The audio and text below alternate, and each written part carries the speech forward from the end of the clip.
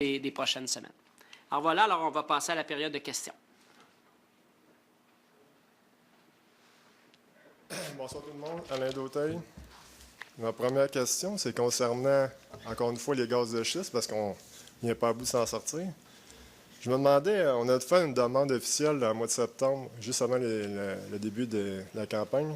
Puis on se demande toujours quand est-ce que aura lieu la consultation concernant les gaz de schiste. On n'a pas eu de date encore. Alors, quand on aura des nouveautés sur lesquelles la Ville devra se prononcer, puisqu'on doit vous parler de consultation, on va procéder en fonction des besoins. On a reçu votre lettre cet après-midi, on en a parlé. Et donc, on est en attente d'évolution de ce côté-là. Le gouvernement du Québec n'a toujours pas signalé ses intentions. Je vous rappelle que c'est une décision provinciale. Est-ce que vous pouvez nous donner votre position par rapport à l'exploration et l'exploitation du gaz de schiste pour que ça soit clair? Vous la connaissez déjà, là, je l'ai déjà assez souvent répété. Mais juste pour être sûr, parce qu'on n'est plus vraiment sûr, d'un conseil à l'autre, on se pose des questions. Là. Vous connaissez ma position. Est-ce que vous avez d'autres questions? Bien, vous pouvez quand même nous donner une. Je reçois votre question, conformément au règlement, là, je reçois votre question. D'accord. Je vais suivre les déroulements. Dans le futur, je sais qu'on va s'en reparler. Merci beaucoup. Bonne soirée. Bonsoir.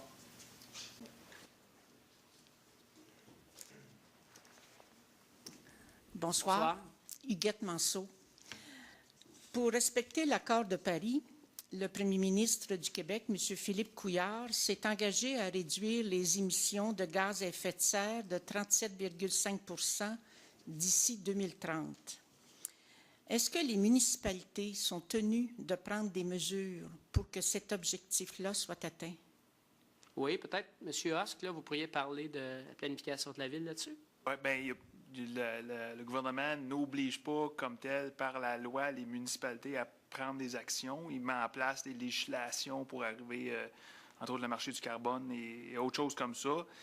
En ce qui consiste pour la Ville, les actions qu'elle va entreprendre dans la planification stratégique 2017-2022, qui est disponible sur le web, si jamais vous voulez la consulter. Les actions en ce sens-là, c'est un plan de réduction, ce qui est à faire dans les prochaines années. Premièrement, un plan de réduction des gaz à effet de serre de l'organisation municipale, la Ville avec un V majuscule, là, si on veut. Deuxièmement, un plan d'adaptation aux effets des changements climatiques sur le territoire.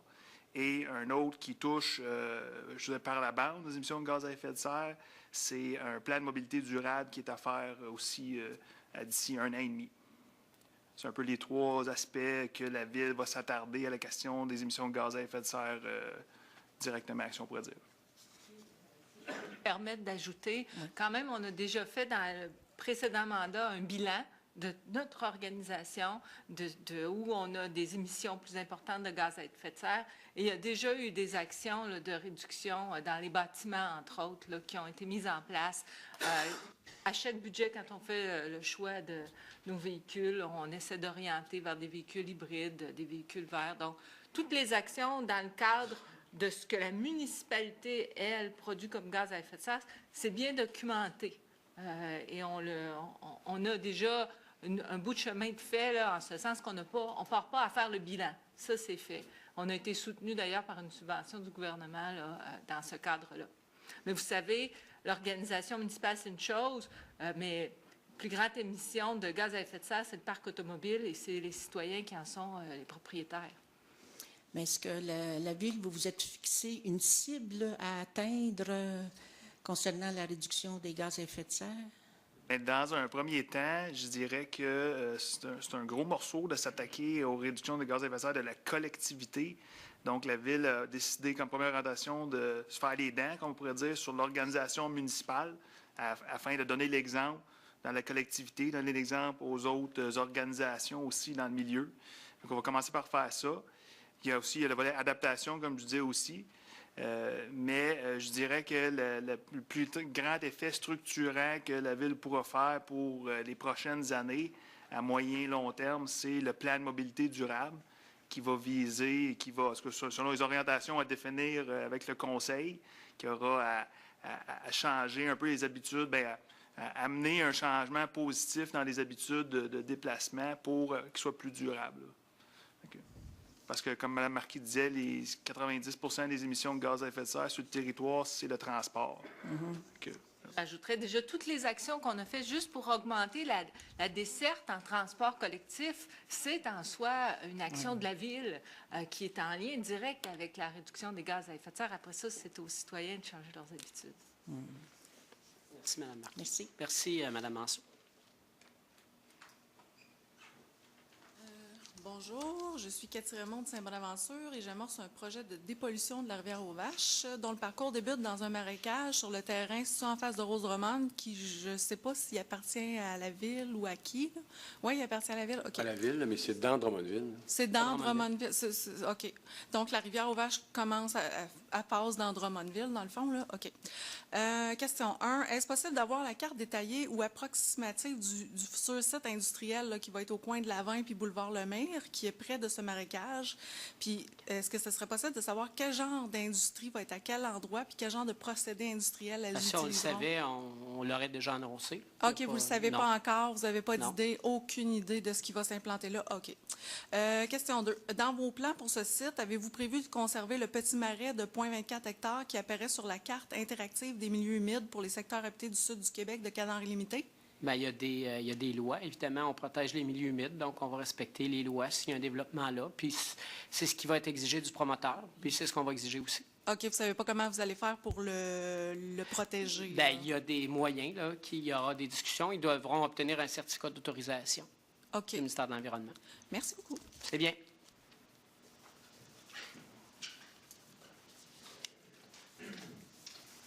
Bonsoir, Monsieur le maire. Jean Falaise de Durham-Sud. Une question complémentaire à ce que une des intervenantes précédentes a posé, c'est concernant la transition dans le transport vis-à-vis des énergies vertes. Est-ce que vous considérez le propane ou le gaz naturel comme une énergie de transition verte qui va servir à diminuer les gaz à effet de serre? Je pense qu'on a déjà fait allusion à la dernière séance publique, la position du Conseil en rapport au système de transport en commun. C'est le contrat 2018-2023, c'est au propane. C'est parce que le diesel n'était plus disponible pour les autobus, avec le transporteur, le type d'autobus que la Ville utilise. Dans ce contexte-là, le propane était vu comme la meilleure solution temporaire, mais l'objectif du Conseil pour le prochain contrat, s'il y a des autobus adéquats disponibles, c'est d'aller autant possible vers l'électrification. Donc, pour la Ville, en rapport au transport en commun, le gaz propane, c'est une transition à cette période de temps-là. Dans un monde idéal, parce qu'il va falloir voir qu'est-ce que le marché peut offrir en 2023 pour autobus électriques. OK. Ensuite, pour les camions de service de la municipalité, est-ce qu'il va y avoir une transformation vers le propane ou vers le gaz naturel ou vous attendez qu'il y a un marché pour l'électrification? Au niveau de la planification stratégique, là, il y a un inventaire qui est prévu. Il y a une planification qui va être adoptée. Je ne connais pas l'échéance, là. Peut-être, M. Husk, oui. La même planification stratégique que je référais à Madame précédemment, il y a une action qui est prévue dans la planification stratégique d'améliorer le caractère écologique, qu'on pourrait dire, de la flotte de véhicules municipales, selon des paramètres encore à définir. C'est encore à faire. Donc, mais la Ville a déjà commencé dans les dernières années avec l'achat de véhicules hybrides, entre autres, et elle tente toujours d'optimiser la grosseur des véhicules, les équipements, puis tout ça pour la fonction qu'ils ont à faire, pas acheter trop gros, trop fort pour rien. Donc, c'est à voir. On ne peut pas vous dire en ce moment vers quoi ça va aller, parce que le plan est encore à faire. Mais si vous avez des suggestions, on prend note, effectivement. Je vous remercie beaucoup. Merci, M. Falaise. Est-ce qu'il y a d'autres intervenants? Oui. Mme Théroux.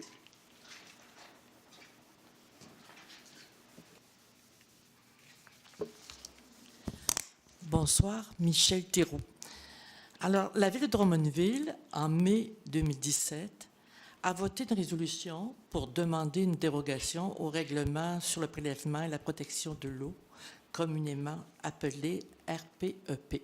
On se souvient? Dans le but d'augmenter les distances séparatrices entre les sources d'eau potable et les puits de forage pour extraire les gaz de schiste.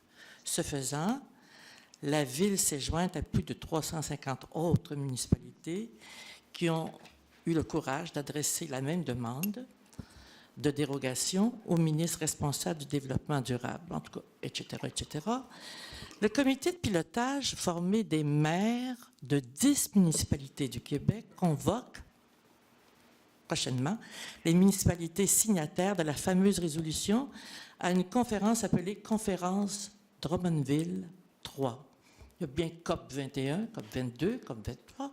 Nous, c'est Conférence Drummondville 1, 2, et maintenant nous sommes rendus à 3, dans le but de faire le point sur la démarche entreprise, et ce, en lien avec la loi sur les hydrocarbures, la loi 106 de décembre 2016, et les projets de règlement de septembre 2017 que vous avez commentés dans votre conférence de presse. Bon. Le comité de pilotage est soutenu dans cette entreprise par plusieurs scientifiques, dont Marc Brunmans, docteur en biophysique, Marc Durand, docteur en géologie et ingénieur, Chantal Savaria, ingénieure, hydrogéologue et spécialiste des contaminations par hydrocarbures, Céline Marié, biologiste, et Richard Langelier, juriste et sociologue. Je tenais à faire le tour de tous ces gens formidables. Alors, la conférence Drummondville 3 se tiendra samedi, le 24 mars prochain, à Drummondville, à l'Hôtel Universel. À titre de maire de Drummondville, là, je ne vous dis pas préfet, rien. À titre de maire de Drummondville, ayant adopté la fameuse résolution concernant la demande de dérogation du RPEP, participerez-vous, ainsi que vos conseillers, à cette conférence? Bien, on a été informés cet après-midi. Là, on a eu, lors de notre séance de travail, l'invitation. Alors, on a demandé aux gens de vérifier leur agenda et de nous revenir. Alors, dans une des prochaines séances, s'il y a des gens délégués, on le fera. Là. S'il y a des coûts, je ne sais pas. S'il y a des coûts, il faut le faire. S'il n'y a pas de coûts, donc vous allez l'entendre. C'est 75 $ par élu.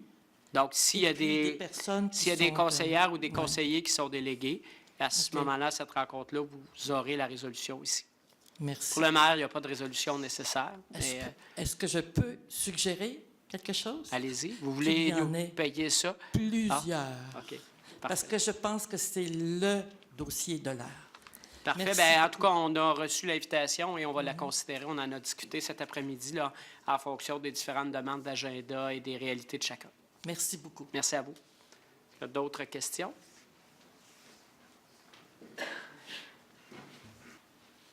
Bonsoir, Bonsoir. Berthe Tessier. Je me ramène sur le bulletin, le dernier bulletin qu'on a reçu, où il est fait mention de l'élaboration de la politique de l'arbre. Oui. Et que pour ce faire, on doit embaucher un technicien spécialisé en foresterie urbaine. Est-ce que cette démarche est entamée d'embauche? Donc, quand il y a des postes qui sont attribués au budget, là, parce qu'au budget, il y a différents services qui ont fait des demandes qu'on accepte. Donc, ça se passe au mois de décembre. Donc, au retour des fêtes, les gens peuvent faire la demande pour une ressource en mars, en avril, là, pour le début. Donc, le service des ressources humaines lance l'ensemble des concours pour combler les postes ou nous propose une façon de le faire. Et quand c'est terminé, il y a une nomination ici. Donc, il y a une personne qui se verra confier ce mandat-là au cours de l'année, au cours des prochains mois. Le directeur général m'a parlé ce matin, pas plus tard que ce matin, là, du processus pour que cette responsabilité soit assumée. Donc, des modifications qu'on apportera et comment tout ça va se mettre en place. Ça devrait être présenté, si je ne me trompe pas, au prochain comité exécutif le 13 février et ensuite au conseil, donc une nomination au cours des prochains mois. Ah bon, c'est parfait. Je peux me permettre une deuxième question? Allez-y. Toujours à la même page du même bulletin, on parle des travaux publics, que les travaux publics utiliseront un traitement biologique afin d'éliminer le plus de mauvaises herbes possible. Entre autres, c'était dit sur les voies publiques, puis je ne comprenais pas trop. Bon, on a fait un règlement il y a peut-être 2 ans, M. Husk, sur l'utilisation des pesticides. Donc, on a banni certains produits, on a rendu notre réglementation plus sévère. La Ville elle-même utilisait des pesticides dans le passé pour enlever les mauvaises herbes, là, par exemple, qui sortent dans les trottoirs, sur le C'est bord ça. des rues. Ah, d'accord. Et donc, la Ville respecte son propre règlement, hein, il va de soi. Suite à l'adoption de ce règlement-là, il y a une prolifération des mauvaises herbes là, qui est observée. Plusieurs citoyens qui nous ont partagé leur déception, là, fait des plaintes là-dessus. Et on a demandé, nous, au service, de trouver une solution qui respectait le cadre réglementaire de la Ville. Et donc, là, il y a un traitement biologique, donc respectueux de l'environnement, qui a été retenu au cours de la prochaine année pour corriger cette situation-là en tout respect des règlements.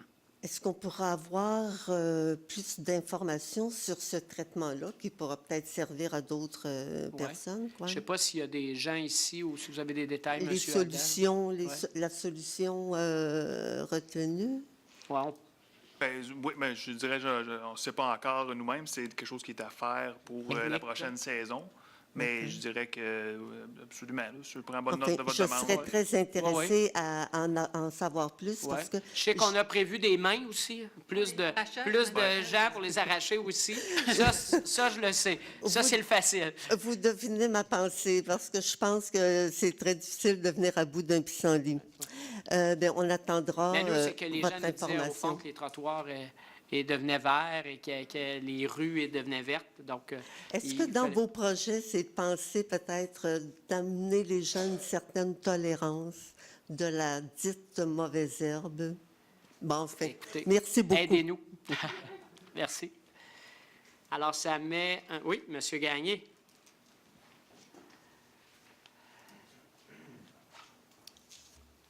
Michel Gagné, Bonsoir, M. Gagné. secteur Saint-Nicéphore. Revenons à l'environnement. On sait qu'on a certains problèmes à écouler le papier recyclé.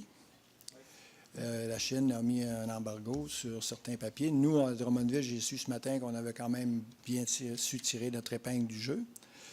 Par contre, dans un reportage, j'ai accroché sur Vancouver. On me disait que là-bas, à Vancouver, il était comme autosuffisant. Il s'occupait de leur propre zéro déchet. Est-ce que vous auriez l'intention d'envoyer quelqu'un là-bas pour avoir des idées ou si quelqu'un à travers la MRC ou l'Union des municipalités? Je vois plein de gens autour de la table hein? qui lèvent la main quand vous parlez. Vous m'en parlerez la prochaine fois avant de vouloir envoyer tout le monde à Vancouver. Non, C'est mais pas Saint-Jean-Terre-Neuve, M. je vous lance l'idée, là. Écoutez, on va... Monsieur Husk. Je vais juste dire, vous devez être familier, M. Gagné, avec le rapport de la commission consultative sur l'élimination des déchets ultimes qui était présidé par Pierre Levasseur, qui a été fait durant le dernier mandat. La vision ultime de ce qui est là-dedans, c'est une régionalisation de la gestion des matières à l'échelle centre du Québec. Donc, ultimement, on comprend que c'est un processus qui est plusieurs années. On voudrait développer, c'est un mot à la mode, mais l'économie circulaire, si on veut, dans la région, avec les différents partenaires ensemble pour éliminer le plus possible l'élimination. Ça se dit pas bien, mais voilà. Donc, on n'est peut-être pas au niveau de Vancouver, mais on fait des étapes, on fait du progrès très important les dernières années. Ouais. Mais on sait, tout le monde est d'accord pour la régionalisation, mais il y a quelqu'un au-dessus de nous qui va décider pour nous, en fait, qu'est-ce qui va se passer. Bien, là, on fait référence à la question de site d'enfouissement. Moi, je fais référence plutôt à le maillage entre les MRC pour l'échange de matières entre elles, les collaborations. Je pensais que c'était déjà fait. Non, cette affaire, non, c'est pas encore Ah fait, bon? Parce que c'est une étape assez importante, voir localement qu'est-ce qu'on peut faire, puis après ça, régionalement, qu'est-ce qu'on peut faire, puis provincialement, qu'est-ce qui peut être fait. Oui. Mais je dirais qu'on a l'intention d'assumer un leadership fort à ce sujet-là. On n'attendra pas nécessairement après le gouvernement du Québec. On va aller de l'avant avec la suite des mises en œuvre des recommandations de la commission consultative. Merci. Merci. Merci beaucoup. Oui, allez-y.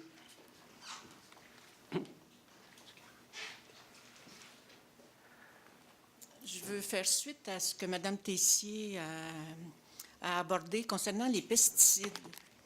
Il y a 3 ou 4 ans, j'ai été victime d'une entreprise de Drummondville qui épand des pesticides sans mon accord. Heureusement que j'étais chez moi, sinon, à mon retour, toute, je dirais pas ma pelouse, parce qu'il n'y a pas de pelouse, toute l'herbe dans ma cour aurait été arrosée. Est-ce que la Ville sait quels sont les produits qu'utilisent les entreprises qui épandent des pesticides sur les terrains privés?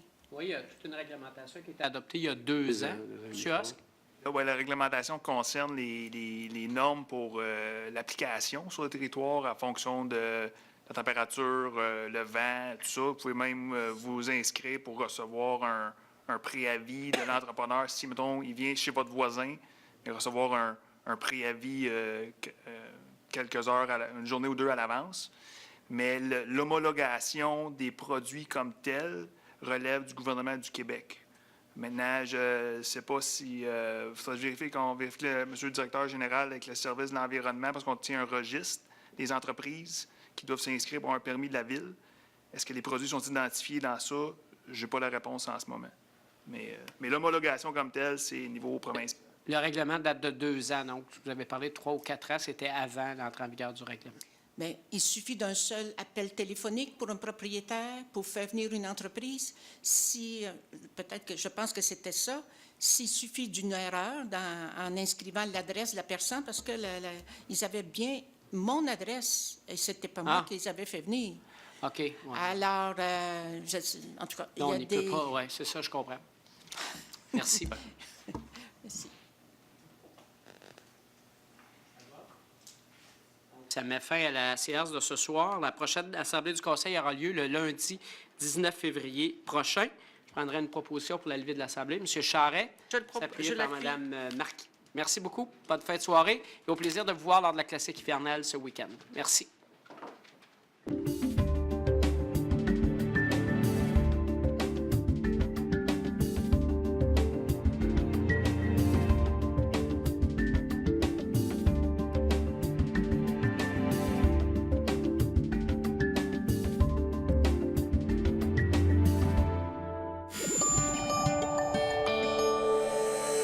Nous TV, fiers de faire rayonner notre communauté.